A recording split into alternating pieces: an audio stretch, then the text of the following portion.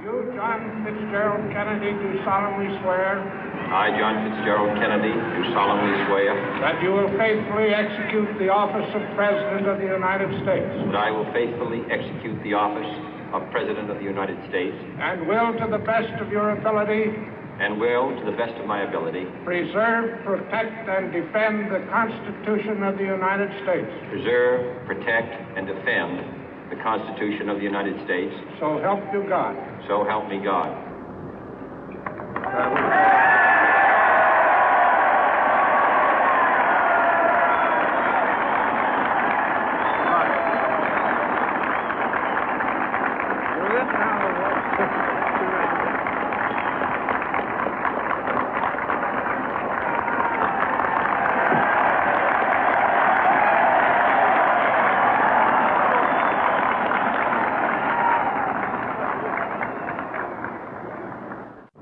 Vice President Johnson, Mr. Speaker, Mr. Chief Justice, President Eisenhower, Vice President Nixon, President Truman, Reverend clergy, fellow citizens.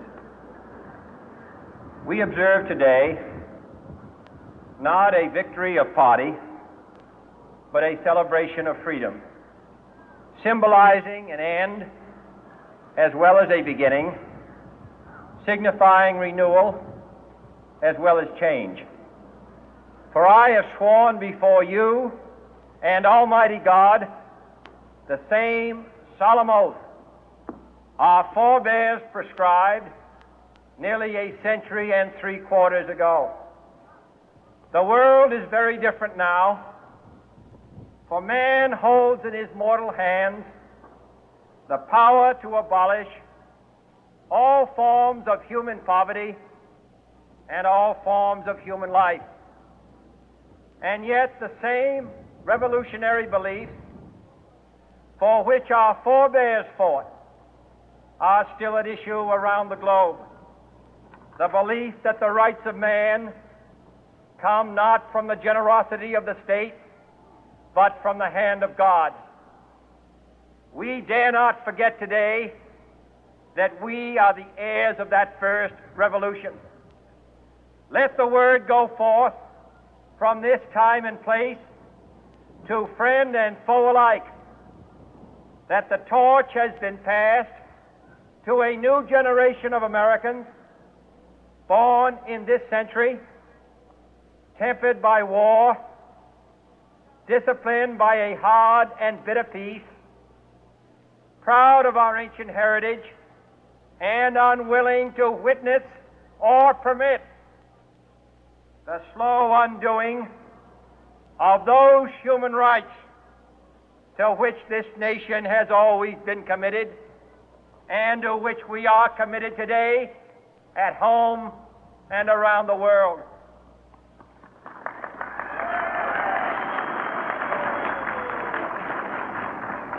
Let every nation know, whether it wishes us well or ill, that we shall pay any price, bear any burden, meet any hardship, support any friend, oppose any foe to assure the survival and the success of liberty.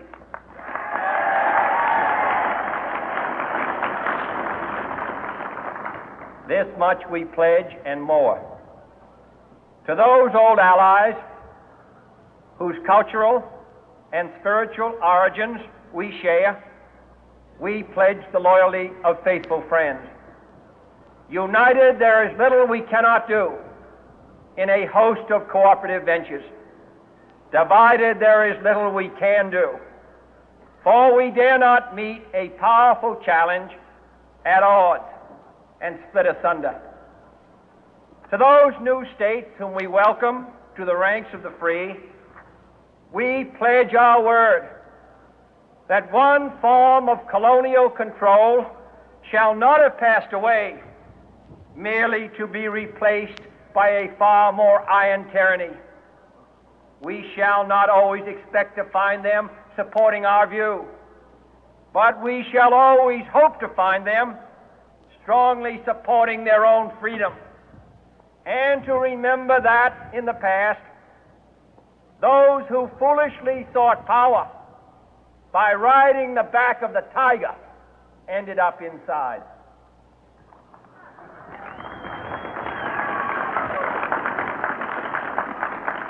To those people in the huts and villages of half the globe struggling to break the bonds of mass misery, we pledge our best efforts to help them help themselves for whatever period is required, not because the communists may be doing it, not because we seek their votes, but because it is right. If a free society cannot help the many who are poor, it cannot save the few who are rich.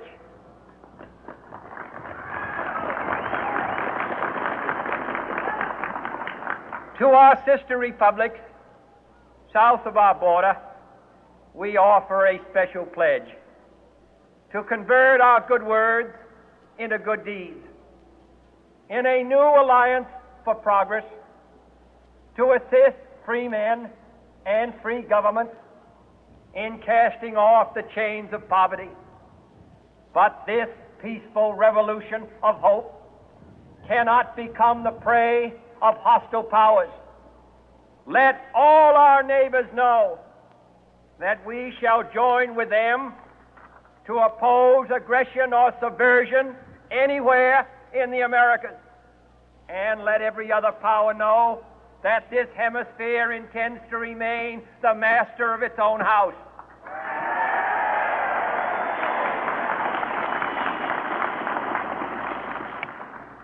To that World Assembly of Sovereign States, the United Nations, our last best hope, in an age where the instruments of war have far outpaced the instruments of peace, we renew our pledge of support to prevent it from becoming merely a forum for invective, to strengthen its shield of the new and the weak, and to enlarge the area in which its writ may run.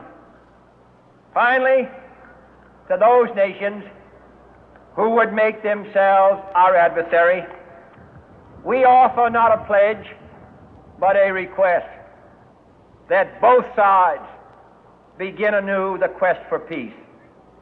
Before the dark powers of destruction, unleashed by science, engulf all humanity in planned or accidental self-destruction, we dare not tempt them with weakness, for only when our arms are sufficient beyond doubt can we be certain beyond doubt that they will never be employed.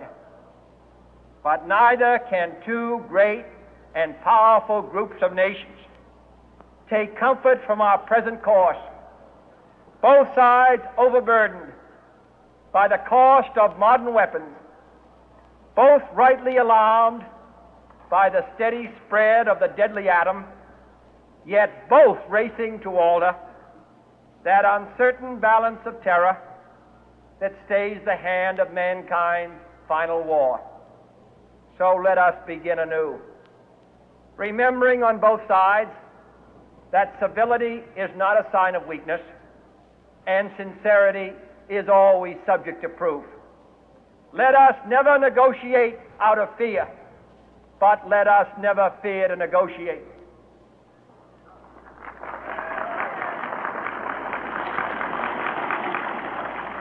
Let both sides explore what problems unite us, instead of belaboring those problems which divide us. Let both sides, for the first time, formulate serious and precise proposals for the inspection and control of arms, and bring the absolute power to destroy other nations under the absolute control of all nations.